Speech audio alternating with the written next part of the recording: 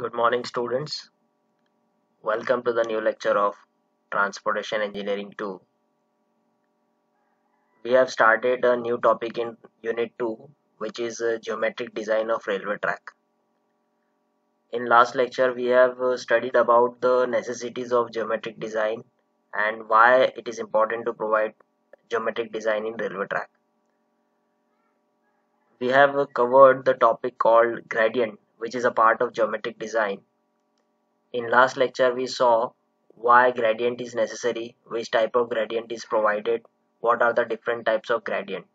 Okay, so we have covered the topic of gradient in last lecture.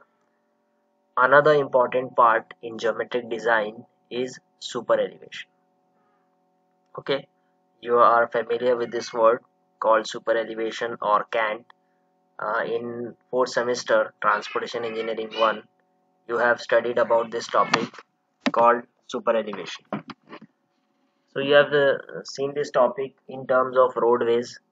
Okay, you might be remember what is super elevation when the outer rail is raised with respect to inner rail. Remember? So we will start today's lecture with this topic super elevation और cant. Super elevation और cantt आपने fourth semester में पढ़े, जिसमें roadway में आपने देखे थे, है ना, जो आउटर लाइन रहती है उसे रेज किया जाता है with respect to inner line. ये इसलिए किया जाता है क्योंकि सेंट्रीफ्यूगल फोर्स जो है वो कर्व पे आती है. ठीक है ना. जैसे कि मैं आपको सिंपल अगर बताऊं, जैसे कि फॉर एग्जांपल ये कर्व है. ठीक है, ट्रेन क्या हो रहा है, इस कर्व के ऊपर से मूव करिए. फॉर एग्जांपल यहाँ से आ रही है. ठीक है, फॉर एग्जांपल ट्रेन यहाँ से आ रही है और इस तरीके से ये कर्व के ऊपर मूव कर रही है. ठीक है ना. जब भी ट्रेन कर्व के ऊपर मूव करती है, ठीक है ना, फॉर एग्जांपल ये ट्रेन का एक व्हील है, ये दूसरा व्हील है, ये दो व्हील है. ये जो है रेल, ये कौन सी रेल हो गई, ये आउटर रेल हो गई और ये इनर रेल हो गई. ठीक है, ये आउटर और ये इनर रेल. तो जब भी ट्रेन कर्व के ऊपर मूव करती है, इस तरीके से मूव करेगी, तो क्या होगा, कर्व के ऊपर क्या होगा, सेंट्रीफ्यूगल फोर्स एक्ट होगी. ठीक है, सेंट्रीफ्यूगल फोर्स क्या होगी, इस पे एक्ट होगी. और वो सेंट्रीफ्यूगल फोर्स क्या करेगी, सेंट्रीफ्यूगल फोर्स जो है वो एक्ट होगी. ठीक है, वो क्या करेगी, कर्व को ये जो व्हील है उसको इस तरफ लेके जाएगी, है ना. इसको व्हील को और ट्रेन को इस तरफ मूव करेगी अगर कर्व भी कुछ इस तरीके से है. ठीक है, तो ट्रेन जब इस तरीके से मूव करेगी तो क्या होगा, ये कर्व ट्रेन को और व्हील को इस डायरेक्शन में मूव करेगी अवे फ्रॉम द सेंटर. जैसे कि आपको पता होगा कि इसका जो सेंटर रहेगा वो कहाँ से होगा, इस तरीके से कुछ इसका सेंटर होता है. व्हील का जो कर्व बनाया जाता है उसका सेंटर इस तरीके से इसका. ठीक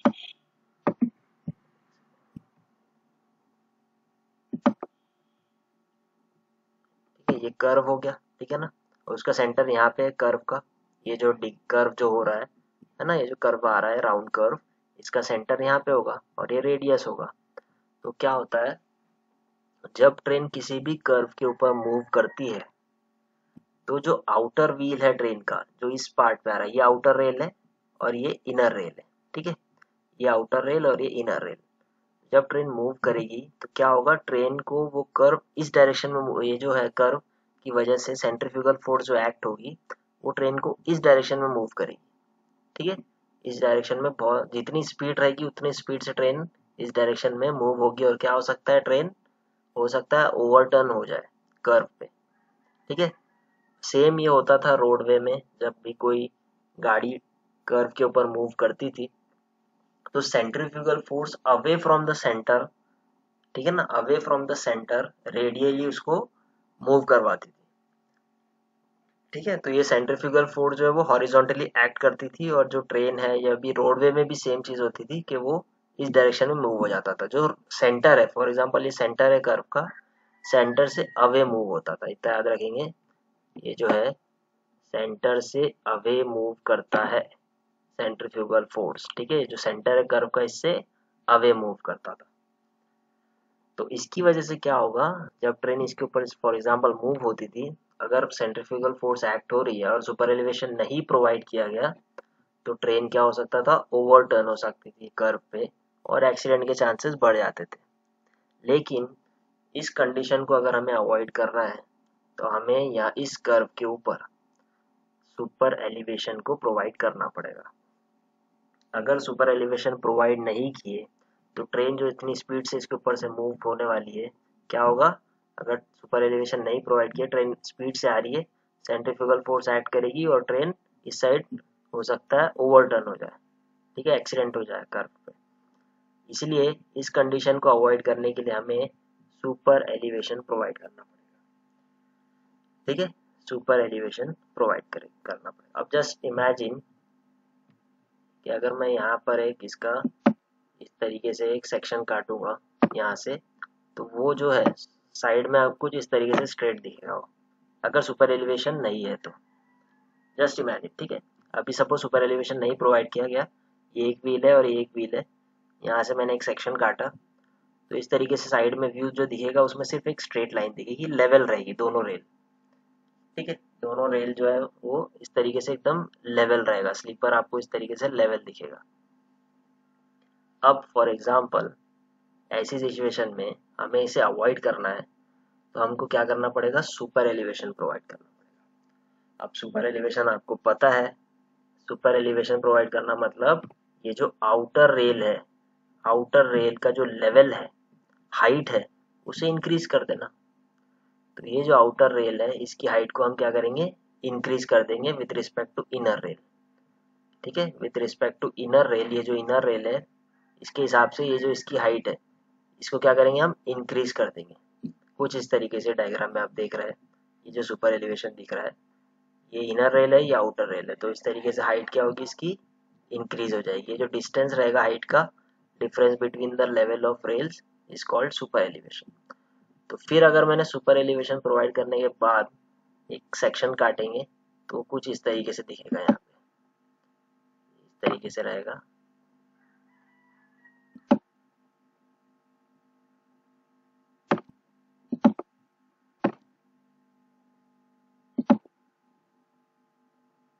इस तरीके से दिखेगा, यानी कि जो इनर रेल आ रही थी यहाँ पे, ठीक है, ये जो आप बोल सकते हो ये जो इनर रेल थी, यहाँ पे एक इनर रेल थी और ये, ठीक है, ये कर्व के हिसाब से देखेंगे तो ये क्या हो गया, ये हमारी आउटर रेल हो गई, इनर रेल हो गई, सॉरी, ये इनर रेल और ये आउटर रेल, कर्व के हिसाब से याद है, ये इनर रेल और ये आउटर रेल।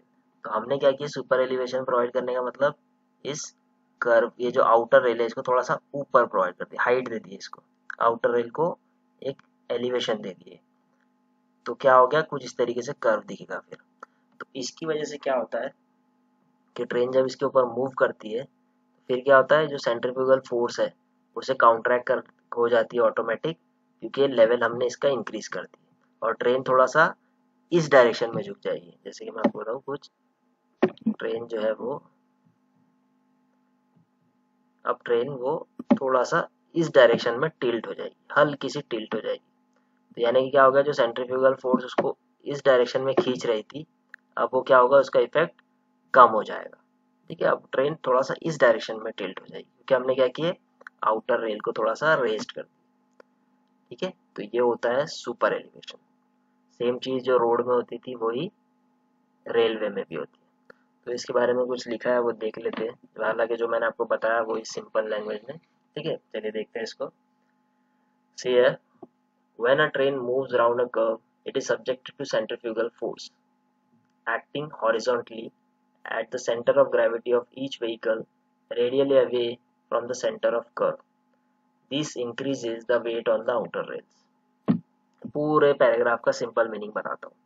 जब भी ट्रेन एक कर्व के ऊपर, राउंड कर्व के ऊपर मूव करती है, it is subjected to centrifugal force, it is subjected to centrifugal force horizontally. अभी मैंने आपको बताया जब ट्रेन कर्व पे मूव करी है तो ये एक हॉरिजॉन्टल फोर्स इस पे लगता है, उस हॉरिजॉन्टल फोर्स को बोलते हैं centrifugal force, which is acting at the centre of gravity of each vehicle radially away from the centre of curve. ये सेंटर ऑफ कर्व था, हमने अभी मैंने आपको अभी बताया कि जो सेंटर ऑफ कर्व होता है जिसके ऊपर से हम एक कर्व को डिजाइन करते हैं, तो ये कर्व का एक सेंटर है ना, और ये सेंटर ऑफ कर्व से अवे मूव करती है। ये सेंटर ऑफ कर्व इधर है तो इसको इधर साइड मूव करेगी वो, ठीक है, away from the centre of curve. This increases the weight on outer rail. तो इसकी वजह से क्या होता था, जब ट्रेन इस डायरेक्शन में खींच रही है, जब ये कर्व जो है सेंट्रीफ्यूगल फोर्स ट्रेन को इस डायरेक्शन में मूव कर रहा है, तो जो इस पार्ट पे जो था आउटर रेल जो थी उसके ऊपर बहुत ज्यादा वेट आ जाता था ट्रेन का। उसकी वजह से क्या होता था, वियर एंड टीयर भी होता था, टिल्ड भी, ट्रेन जो है ओवरटर्न भी हो सकती है। तो बहुत ज्यादा वेट इसका आउटर रेल पे आ जाता था, ठीक है। तो इस इफेक्ट को काउंटरैक्ट करने के लिए देखिए, to counteract the effect of centrifugal force the level of outer rail is raised above the inner rail by a certain amount to introduce centripetal force। तो इसमें सेम चीज देखिए क्या हुआ, लेवल ऑफ आउटर रेल को हमने देखिए इसमें इंक्रीज किए, ये आउटर रेल को हमने इंक्रीज किया। पहले फ्लैट लाइन हुआ करती थी, सुपर एलिवेशन प्रोवाइड करने के बाद ये इस लेवल को इंक्रीज किए, तो क्या होगा यहाँ पे सेंट्रिपिटल फोर्स आ जाएगी जो इसको इस तरफ खींचेगी, ठीक है। सेंट्रीफ्यूगल फोर्स को काउंटरैक्ट करने के लिए सेंट्रिपिटल फोर्स का यूज किया जाता है। तो जो रेस्ड एलिवेशन है आउटर रेल का with respect to inner rail, इसे बोला जाता है कांट। तो कांट किसको बोलेंगे हम, कांट मतलब ये जो जो वैल्यू रहेगी इसकी, ये जो वैल्यू रहेगी, ये जो हाइट है सेंटीमीटर में हो सकती है, मीटर में हो सकती है, तो ये जो लेवल डिफरेंस है, ये जो हाइट है, इसे बोला जाता है सुपर एलिवेशन या फिर कांट, ठीक है। बहुत सिंपल है, आपको पता है, आप पढ़ चुके हो इसके पहले भी। ये जो लेवल डिफरेंस है, ये जो लेवल है, इसे बोला जाता है कांट और सुपर एलिवेशन, ठीक है। चलिए ठीक है, आई होप आपको समझा है, कुछ नहीं समझा तो पूछ लेना, ठीक है। चलिए आगे बढ़ते हैं।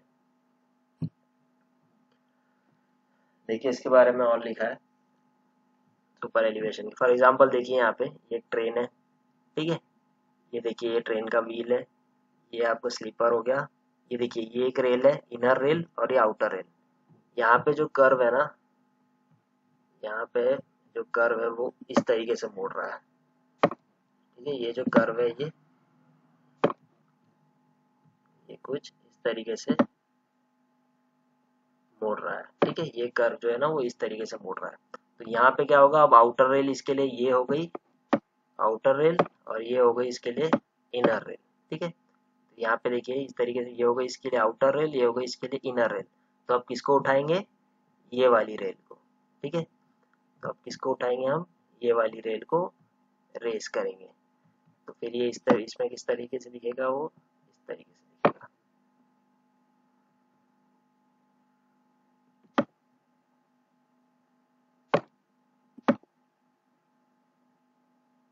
यहाँ पे कुछ इस तरीके से दिखेगा।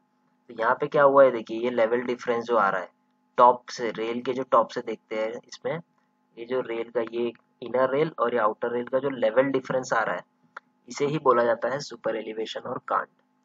तो इसमें क्यों ऐसा होता था, ये देखिए यहाँ पे जब एक लेवल आपने रेस कर दिए तो सेंट्रीफ्यूगल फोर्स इस तरफ मूव करेगी और ट्रेन का वेट बिल्कुल नीचे की डायरेक्शन में जाएगा। तो जो एग्जैक्ट जो रिजल्टेंट आएगा वो इस डायरेक्शन में आएगा, यानी कि जो ट्रेन का जो लोड आ रहा है या ट्रेन का फोर्स आ रहा है वो इस डायरेक्शन में आ रहा है, इस डायरेक्शन में जो हॉरिजॉन्टल इसमें नहीं आ रहा है। काउंटरैक्ट करने के बाद वो पूरी तरीके से नीचे चला जा रहा है, ठीक है। ये होता है सुपर एलिवेशन प्रोवाइड करने का फायदा, ठीक है। उसके बारे में देखिए यहाँ पे ही लिखा है, it is the difference in elevation और height between the outer rail and inner rail at a horizontal curve is called as cant. Super elevation बोलो या कांट बोलो, दोनों एक ही मीनिंग है दोनों की, ठीक है। तो जो लेवल डिफरेंस है, देखिए ये जो लेवल डिफरेंस है, अभी हमने देखिए ये इनर रेल हो गया और ये आउटर रेल का जो लेवल डिफरेंस है, ये देखिए यहाँ पे क्लियर कट दिख रहा है आपको, ये इनर रेल या आउटर रेल। तो इनका जो लेवल डिफरेंस है that is called as super elevation और कांट, ठीक है। उसके बाद देखिए the inner rail is taken as a reference rail and it is maintain at original level. जो इनर रेल है उसमें हम कुछ भी चेंज नहीं करते, ठीक है ना। ये जो लेवल उठाया जाएगा ये सिर्फ आउटर रेल का उठाया जाएगा, इनर रेल जो रहेगी वो अपनी पोजीशन पे फिक्स रहेगी, उसे रेफरेंस रेल भी बोला जाता है। उसके बाद inner rail is also known as gradient rail. Inner rail को एक और नाम दिया जाता है ग्रेडियंट रेल, ये कॉम्पिटेटिव एग्जाम में पूछ सकता है। इनर रेल को ग्रेडियंट रेल भी बोला जाता है, ठीक है। फिर उसके बाद ये तो आपको पता ही है term, it super elevation is denoted by E. Super elevation को हम ई से डिनोट करते हैं, रोडवे में भी और रेलवे में भी। ठीक है, ठीक है, तो इतना क्लियर है। चलिए आगे देखते हैं सुपर एलिवेशन के ऑब्जेक्टिव्स क्या क्या हो गए। देखिए यहाँ पे एक कर्व है इस तरीके से, आउटर रेल, ये इनर रेल, ये सेंटर है ट्रैक का। तो आउटर रेल को हमने देखिए यहाँ पे रेज किए, यहाँ पे बलास्ट मटेरियल एक्स्ट्रा फिल किया जाता है, इस तरीके से लेवल को रेज किया। तो ये जो लेवल इन डिफरेंस जो है, लेवल डिफरेंस जो है दोनों रेल का, इसे सुपर एलिवेशन बोला जाता है। So what are the basic objectives of providing super elevation? See here, the first one is to neutralize the effect of centrifugal force। जैसा आपको पता है सेंट्रीफ्यूगल फोर्स जो है वो away from the centre, outer rail की तरफ से ट्रेन को मूव करती है, ठीक है ना, अवे फ्रॉम द सेंटर इस डायरेक्शन में। जैसे कि यहाँ पे आपको दिख रहा है आउटर रेल है, तो जो इस तरीके से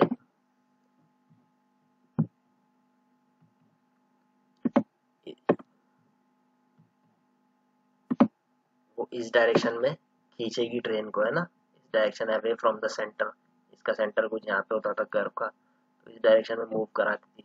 तो इस इफेक्ट को न्यूट्रलाइज करने के लिए हमने इसका लेवल रेज किया, यानी कि सुपर एलिवेशन प्रोवाइड किया। तो पहला ऑब्जेक्टिव यही है, to neutralize the effect of centrifugal force.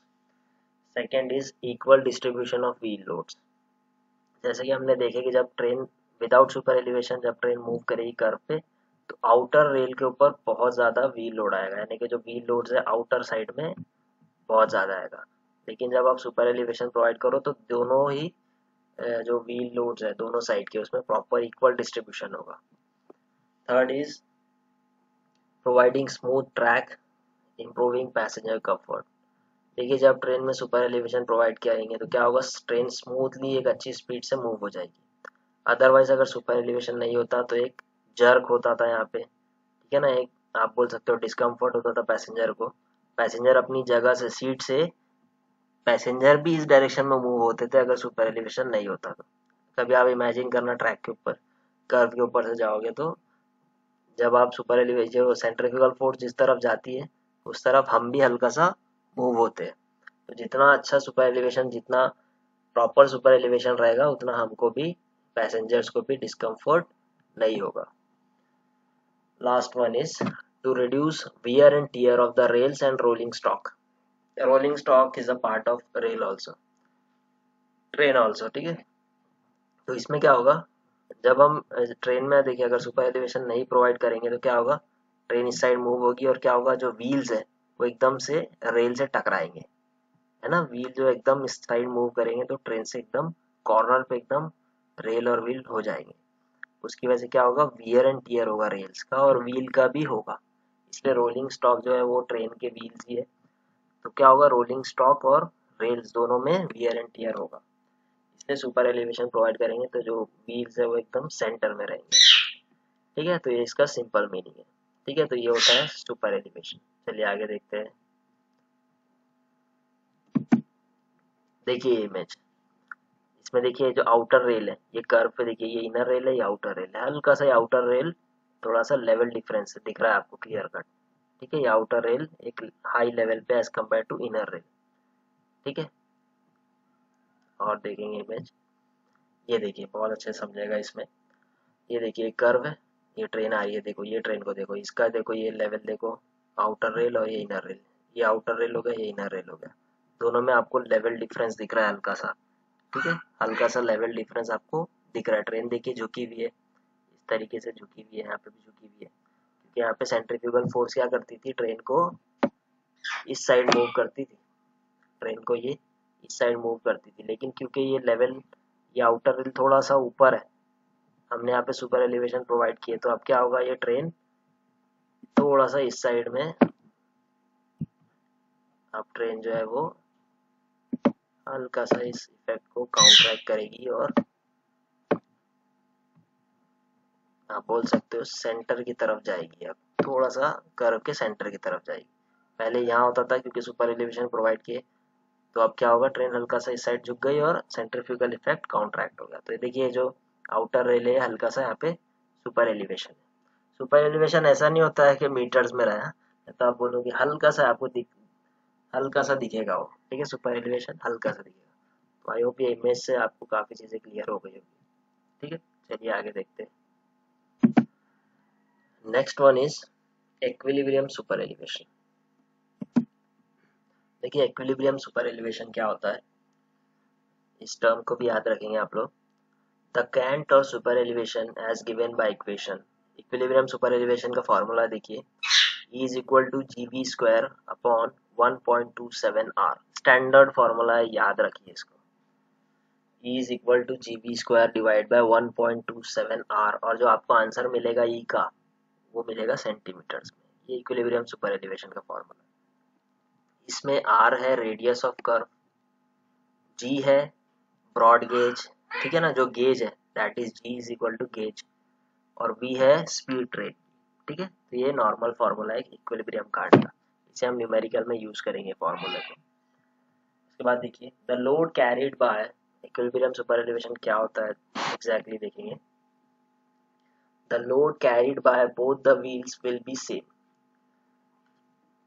ठीक है, इसका मीनिंग है, देखिए जैसे यहाँ पे एक कर्व है, देखिए यहाँ पे ये लेवल इसका रेज किया गया है, तो जो दोनों व्हील के ऊपर लोड है, इक्वल डिस्ट्रीब्यूशन ऑफ लोड हो रहा है ट्रेन का व्हील के ऊपर। ठीक है, the load carried by both the wheels will be same, the spring will be equally compressed and passenger will not tend to lean in either direction. Such cant is known as equilibrium cant.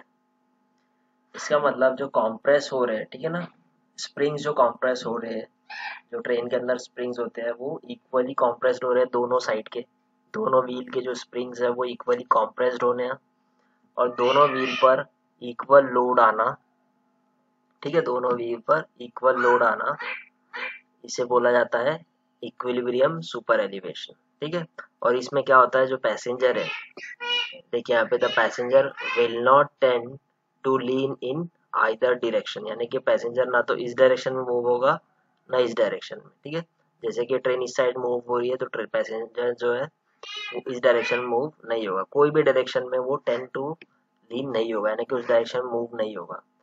यानी कि equilibrium super elevation जो है वो perfect super elevation है। Simple मैं आपको बताऊं तो ये सबसे आइडियल सुपर एलिवेशन है इक्विलिब्रियम सुपर एलिवेशन, इसे हम आइडियल सुपर एलिवेशन भी बोल सकते हैं। इसे इसलिए ऐसा बोला जाता है क्योंकि ये परफेक्ट कंडीशन में आपको ये सुपर एलिवेशन प्रोवाइड करना चाहिए, यानी कि ये रिक्वायर्ड सुपर एलिवेशन है। आइडियल भी बोल सकते हो, और सबसे बेटर वर्ड है कि ये रिक्वायर्ड सुपर एलिवेशन है किसी भी ट्रैक कर्व के लिए। ठीक है, तो ये होता है इक्विलिब्रियम सुपर एलिवेशन। इसका फॉर्मूला याद रखेंगे, इज इक्वल टू जीवी स्क्वायर डिवाइड बाय 1.27 आर। ठीक है, ठीक है, तो ये समझ गया, चलिए आगे देखते हैं। इक्विलिब्रियम कांट देखिए कैसा निकाला गया है। The cant is provided on the basis of average speed of train. The majority of Indian railway provide super elevation for equilibrium speed और average speed under condition level track. इसे जो निकाला गया इक्विलिब्रियम कांट को, उसमें क्या किया गया, एवरेज स्पीड ली गई है। ठीक है ना, बहुत सारी ट्रेन की एक एवरेज स्पीड के हिसाब से इसे निकाला जाता है। ठीक है, उसके बाद देखते हैं आगे। ये एक नॉर्मल फिगर है सुपर एलिवेशन का, जिसे हमने देख लिए। उसके बाद एक और टॉपिक है, इम्पॉर्टेंट है, कांट डिफिशिएंसी। ठीक है, कांट डिफिशिएंसी, इक्विलिब्रियम कांट के बाद हम देख लेंगे कांट डिफिशिएंसी। देखिए क्या होता है इसका, कांट मतलब सुपर एलिवेशन, और डेफिशिएंसी का मीनिंग होता है कमी, और डेफिशिएंसी का मतलब होता है कमी होना, यानी कि सुपर एलिवेशन की कमी। सिंपल मैं आपको बताऊं इसका मीनिंग, सुपर एलिवेशन की कमी। अब देखिए इसमें क्या हो रहा है, the equilibrium cant is provided on the basis of equilibrium speed और average speed for different train. अभी हमने देखी कि जो इक्विलिब्रियम कांट है वो एक एवरेज स्पीड निकाली गई है बहुत सारी ट्रेनों का, but this equilibrium cant or super elevation falls short of that required for high speed trains. This shortage is called as cant. This shortage of cant is called as cant deficiency. ये word याद रखेंगे, cant deficiency। मैं आपको simple meaning बताता हूँ। देखिए जो equilibrium can't बहुत एक एवरेज स्पीड और एवरेज ट्रेन के लिए निकाला गया। अब कई दफ़ा एक ट्रैक के ऊपर से कर्व के ऊपर से बहुत हाई स्पीड ट्रेन भी जा सकती है। तो जो सुपर एलिवेशन निकाला जाता है इक्विलिब्रियम, वो स्पीड के ऊपर भी डिपेंड करता है ट्रेन के। तो एक एवरेज स्पीड के लिए तो हमने इक्विलिब्रियम कांट प्रोवाइड कर दिए, बट कई दफ़ा ऐसा होता है कि बहुत हाई स्पीड ट्रेनें उसके ऊपर से गुजरती है, तो उसकी वजह से क्या होगा, कांट मतलब जो जितनी स्पीड ट्रेन की ज़्यादा रहेगी उतना सुपर एलिवेशन भी ज़्यादा रहेगा। एक एवरेज में आपको एक इम्पॉर्टेंट रिलेशनशिप बता रहा हूँ, ठीक है। जितनी स्पीड ज़्यादा रहेगी उतना सा थोड़ा सा उसका सुपर एलिवेशन भी ज़्यादा रहेगा। तो जब हाई स्पीड ट्रेन गुजरती है, हमने तो सुपर एलिवेशन प्रोवाइड किए थे एक एवरेज स्पीड के लिए, लेकिन जब बहुत ज़्यादा हाई स्पीड ट्रेन उस कर्व के ऊपर से गुजरेगी तो क्या होगा, एक्स्ट्रा थोड़ा सा कांट वहाँ पे लगेगा। अब वो एक्स्ट्रा कांट तो आप प्रोवाइड कर नहीं सकते बाद में, क्योंकि हाई स्पीड ट्रेन हो सकता है दिन में 10-12 जाए, लेकिन जो एवरेज स्पीड है वो ज़्यादा जा रही है, तो उसकी वजह से क्या होगा, थोड़ा सा कांट जो है वो जो सुपर एलिवेशन है वो कम हो जाएगा। तो इस सुपर एलिवेशन की जो कमी है उसे क्या बोला जाता है, कांट डिफिशियंसी। उस सुपर एलिवेशन की कमी को बोला जाता है कांट डिफिशियंसी, ठीक है। देखिए यहाँ पे, in other words it is the difference between the equilibrium can't necessary for maximum permissible speed on a curve and actual can't provided, ठीक है। तो ये देखिए यहाँ पे इस तरीके से दोनों के बीच का डिफरेंस है, यानी कि जो इक्विलिब्रियम कांट आपने प्रोवाइड किए, ठीक है ना, माइनस एक्चुअल कांट, ठीक है ना, इक्विलिब्रियम कांट माइनस जो एक्चुअल कांट प्रोवाइड किया गया, वो दोनों का जो डिफरेंस है that is called as cant deficiency, ठीक है ना। जैसे कि मैं आपको सिंपल बताता हूँ, हो सकता था कि एक कर्व के ऊपर से ट्रेन मूव कर रही है, अब आपने उस कर्व के ऊपर जो सुपर एलिवेशन प्रोवाइड किए, जो रिक्वायर्ड सुपर एलिवेशन था, इक्विलिब्रियम सुपर एलिवेशन होना चाहिए था, वो फॉर एग्जांपल है 10 सेंटीमीटर, और आपने जो प्रोवाइड किए, एक्चुअल जो प्रोवाइड किए वो किए 5 सेंटीमीटर, यानी कि कांट डिफिशियंसी कितनी हो गई, फिर जो कमी सुपर एलिवेशन की वो हो गई 5 सेंटीमीटर, है ना। आपको 10 प्रोवाइड करना था, लेकिन जो एक्चुअल प्रोवाइड किए वो आपने 5 प्रोवाइड किए, इसका मतलब जो कांट डिफिशियंसी हो गई वो हो गई 5 की, यानी कि 5 सेंटीमीटर कम हो गया। तो ये होता है कांट डिफिशियंसी, सिंपल, ठीक है। उसके बाद देखिए, higher cant deficiency causes more unbalanced centrifugal force and discomfort to the passenger। जितनी कांट डिफिशियंसी हाई रहेगी उतना ज़्यादा अनबैलेंस रहेगा सेंट्रीफ्यूगल फोर्स, और पैसेंजर के लिए उतना ही ज़्यादा डिस्कम्फर्ट होगा, ठीक है। जैसे कि अभी जैसे पिछले एग्जांपल में जैसे मैंने आपको बताया कि 10 सेंटीमीटर आपको प्रोवाइड करना था इक्विलिब्रियम सुपर एलिवेशन, आपने एक्चुअल प्रोवाइड किए 5 सेंटीमीटर, यानी कि 5 सेंटीमीटर की डिफिशियंसी हो गई। अब हो सकता था कि 15 का प्रोवाइड करना था, लेकिन आपने अगर 5 का प्रोवाइड किया, अब डिफिशियंसी कितनी हो गई, 10 सेंटीमीटर। तो जितनी डेफिशिएंसी बढ़ती जाएगी उतनी अनबैलेंस सेंट्रीफ्यूगल फोर्स रहेगी और उतना ही डिस्कम्फर्ट रहेगा पैसेंजर के लिए।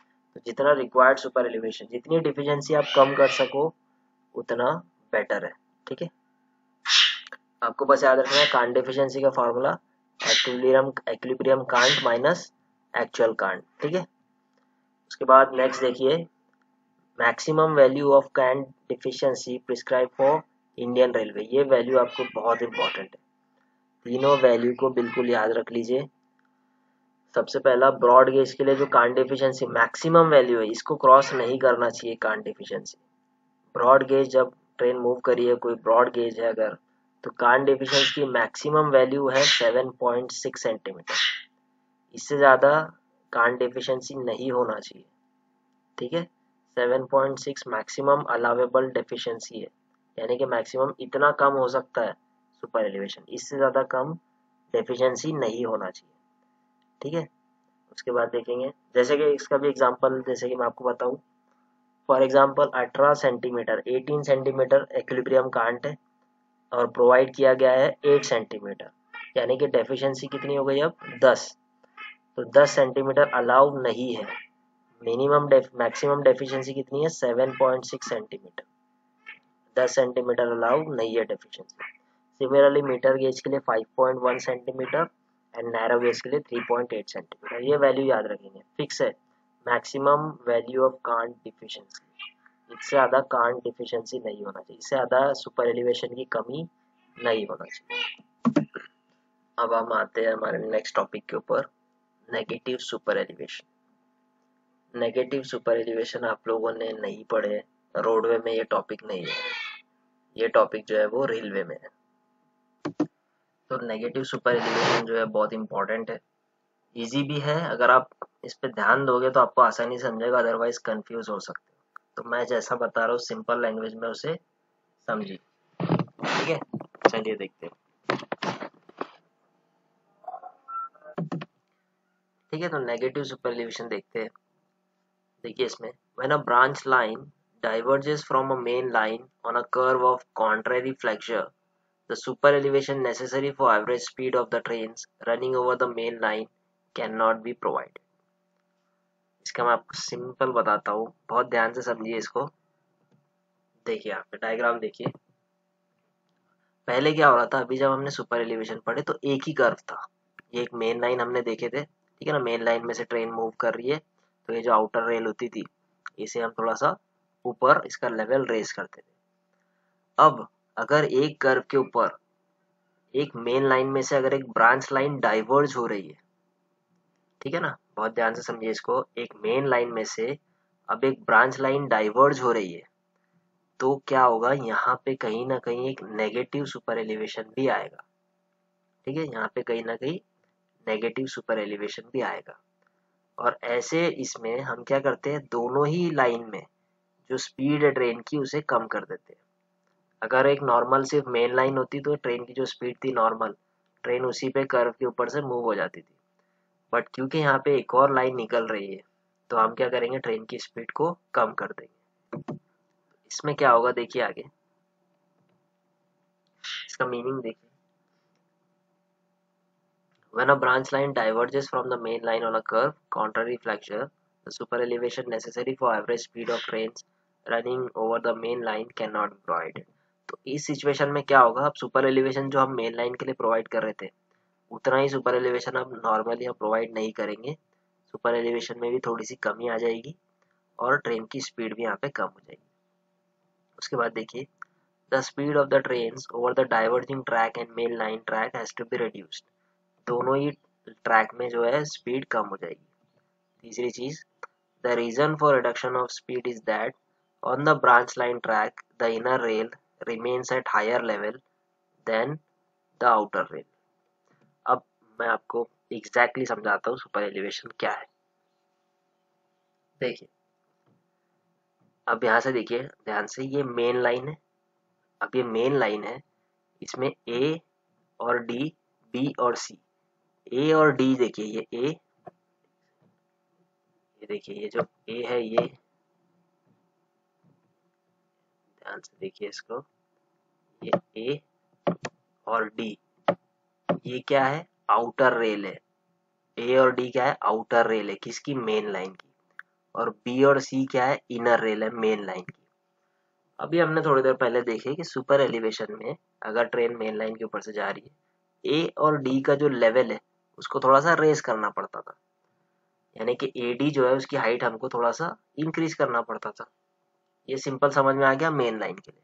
अब यहाँ पे देखिए ब्रांच लाइन में, अब ब्रांच लाइन में देखो क्या हो रहा है, ए और एफ, बी और ई। तो यहाँ पे ध्यान से देखिए, जो ब्रांच लाइन है उसमें आउटर रेल ये है, ठीक है ना। ये जो आउटर रेल है वो कौन सी है ब्रांच लाइन में, बी और ई। बी और ई क्या है, आउटर रेल है ब्रांच लाइन में। और इनर रेल कौन सी है, ए और एफ, ब्रांच लाइन में। अब अगर मैं मेन लाइन के हिसाब से जाऊंगा तो ए और डी को अगर मैं ऊपर कर रहा हूँ, ए और डी को ऊपर कर रहा हूँ, ठीक है, तो क्या होगा यहाँ पे, ए और डी को अगर हम ऊपर कर रहे हैं, जब मैं ए और डी को ऊपर करूंगा तो ए ऊपर होगा तो इसका मतलब ए और एफ भी ऊपर हो जाएगा। बड़ी इंटरेस्टिंग चीज है, अच्छे से देखिए। अगर मैं ए और डी को ऊपर करूंगा तो ऑटोमेटिक ए और एफ भी ऊपर हो जाएगा, लेकिन हमको ब्रांच लाइन में ऊपर किसको करना है, बी और ई को, जो आउटर रेल है। लेकिन अगर मैं ए और डी को उठा रहा हूँ तो ऑटोमेटिक ए और एफ उठ जा रहा है, ठीक है, ए और एफ उठ जा रहा है। तो ऐसी सिचुएशन में क्या होगा, जो बी और ई है उसको तो उठाना ही नहीं पड़ेगा, क्योंकि बी को अगर हमने उठा दिए तो मेन लाइन का इनर रेल भी उठ जाएगा। समझिए इस चीज को, बी को अगर उठा दिए बी और ई के लिए, इसके आउटर रेल के लिए, ये जो आउटर रेल जा रहा है ब्रांच का, अगर हमने इसको उठाने की कोशिश की है तो जो मेन लाइन का बी और सी है वो भी उठ जाएगा। तो हम मेन लाइन के साथ कॉम्प्रोमाइज नहीं कर सकते, ठीक है। जो ब्रांच लाइन है उसमें हम थोड़ा सा यहाँ पे चेंज करेंगे। तो इसमें क्या होगा, है ना, दोनों से देखिए सिंपल, देखिए दोनों आउटर रेल को उठाना है, लेकिन अगर हम इसको दोनों आउटर रेल एक साथ उठा ही नहीं सकते, क्योंकि अगर हमने ये वाले आउटर रेल को जो बी और ई को उठाने की कोशिश की तो क्या होगा, इनर रेल जो है मेन लाइन का बी और सी ये उड़ जाएगा ऑटोमेटिक, जो कि बहुत बड़ी प्रॉब्लम क्रिएट करेगा। तो इसलिए हम क्या करेंगे, सिंपल मेन लाइन में सुपर एलिवेशन प्रोवाइड किया जाएगा, ठीक है। मेन लाइन में पॉजिटिव सुपर एलिवेशन प्रोवाइड किया जाएगा, जिसका मतलब ये है कि ए और डी को हम थोड़ा सा रेज करेंगे लेवल, ठीक है ना। और अगर हम ए और डी के लेवल को रेज करेंगे तो जो इनर रेल है, ध्यान दीजिए यहाँ पे इनर रेल है वो थोड़ा सा उड़ जाएगा। अगर इनर रेल थोड़ा सा उड़ जाएगा जितना ए डी है तो क्या होगा बी और ई जिसमें हमको पॉजिटिव सुपर एलिवेशन प्रोवाइड करना था वहां पे अब क्या आ गया, बी और ई पे क्या आ जाएगा, नेगेटिव सुपर एलिवेशन, यानी कि वो अपनी पोजीशन पे जैसा का वैसा रहेगा, यानी कि वहां पे सुपर एलिवेशन है ही नहीं। यहाँ पे इनर रेल उड़ जाएगा थोड़ा सा, यहाँ पे ए और एफ उड़ जाएगा तो नेगेटिव सुपर एलिवेशन आ जाएगा बी और ई पर।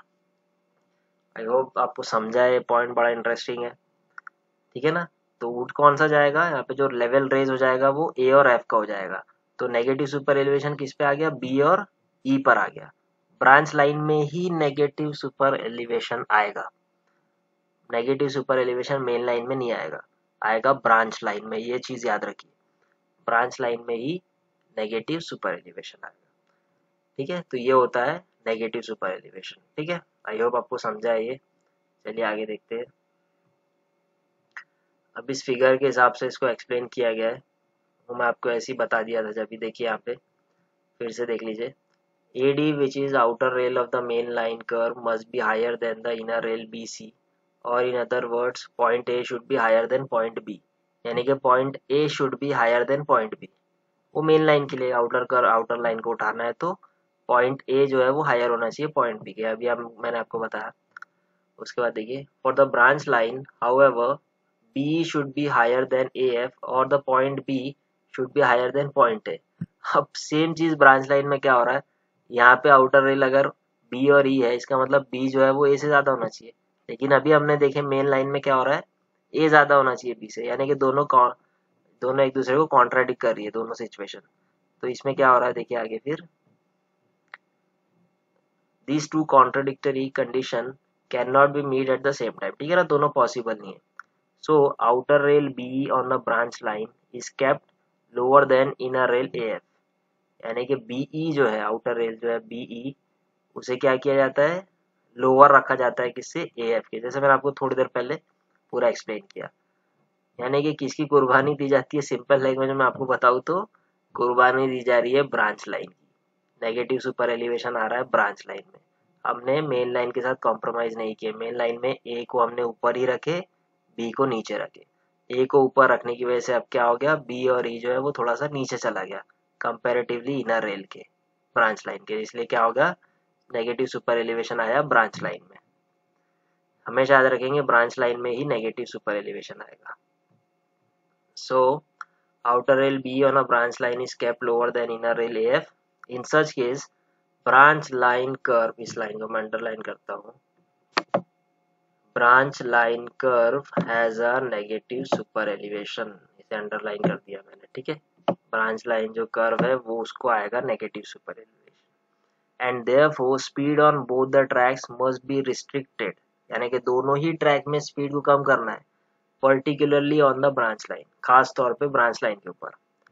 दोनों ही ट्रैक के ऊपर अब क्या होगा, स्पीड को कम हो जाए, यानी कि ट्रेन यहाँ से अगर आ रही है स्पीड से 80 की स्पीड से आई है तो मेन लाइन में हो सकता है वो 60 हो जाए, लेकिन ब्रांच लाइन में वो और भी कम यानी कि 50 और 40 हो जाए।